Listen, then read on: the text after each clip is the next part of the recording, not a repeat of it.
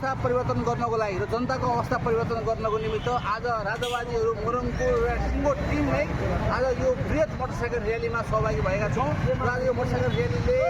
अहिले एक थरीको यो गणतन्त्र हल्लिएको महसुस भएको छ। विराटनगरमा पनि हिजो राजावादीहरूले 100-200 जनाको मोटरसाइकल र्याली गरेको मात्र देखेका थिए। आज हजारौँको सङ्ख्यामा जो राजावादीहरूले मोटरसाइकल र्याली स्वस्फूर्त रूपमा निस्केको देखेपछि काङ्ग्रेस एमालेकै युवाहरू